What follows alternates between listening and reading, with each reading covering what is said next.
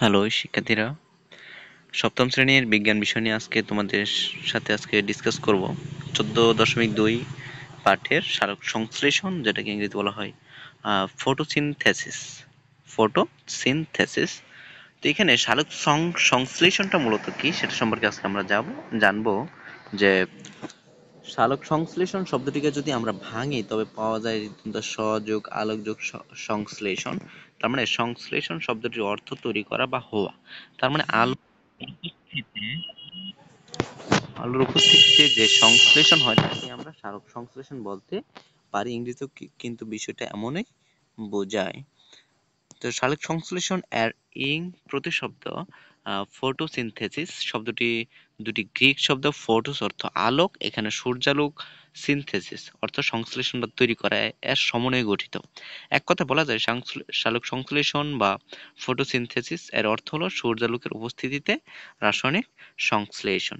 তো তার মধ্যে এখানে যেটি ঘটে যে এই কি ঘটে, এই সময়ে কোনো কোনো রাসায়নিক উপাদান বা কাঁচামালের অংশ নেয় কিংবা তৈরি হয়।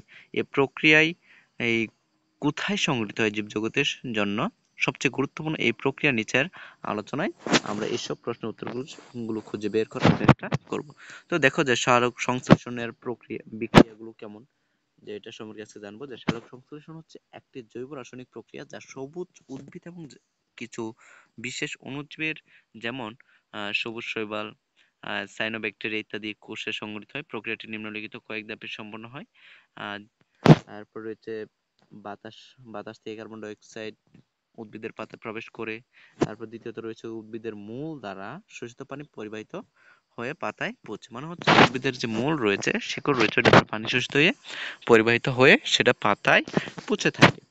তারপর রয়েছে পাতার কোষের বিশেষ অঙ্গন ক্লোরোপ্লাস্ট সূর্যের আলোর উপস্থিতিতে কার্বন ডাই অক্সাইড ও পানির মধ্যে বিক্রিয়া হয় এবং জটিল কার্বোহাইড্রেট বা শর্করা জাতীয় অণু তৈরি হয়। এই প্রক্রিয়ায় অক্সিজেন প্রকৃতিতে নির্গত হয়।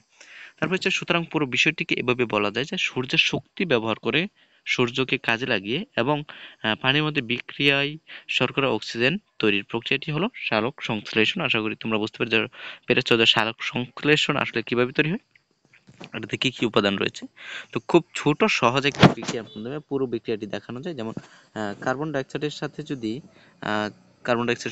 H2O প্লাস আলো যুক্ত হয়, তাহলে এখানে C6H12O6 plus H2O plus oxygen মানে হচ্ছে এগুলো তৈরি হয়, শর্করাযুক্ত পানি এবং অক্সিজেন তৈরি হয়। তো এখানে দেখো যে সালোক সংশ্লেষণ প্রক্রিয়ায় যে অক্সিজেন উৎপন্ন হয় সেটি খুব সহজে একটি পরীক্ষণ বা এক্সপেরিমেন্ট এর মাধ্যমে দেখানো যায়। আশা করি বুঝতে পেরেছো। এখানে সালোক সংশ্লেষণ প্রক্রিয়ায় অক্সিজেন নির্গমন পরীক্ষা এখানে দেওয়া আছে। এখানে যেভাবে মূলত আলোর সাহায্যে সালোক সংশ্লেষণ প্রক্রিয়ায় একটি উদ্ভিদ খাদ্য সঞ্চয় করে। এখানে এটি আশা করি তোমরা এখানে বুঝতে পেরেছো। আজকে তোমাদের জন্য এতটুকুই।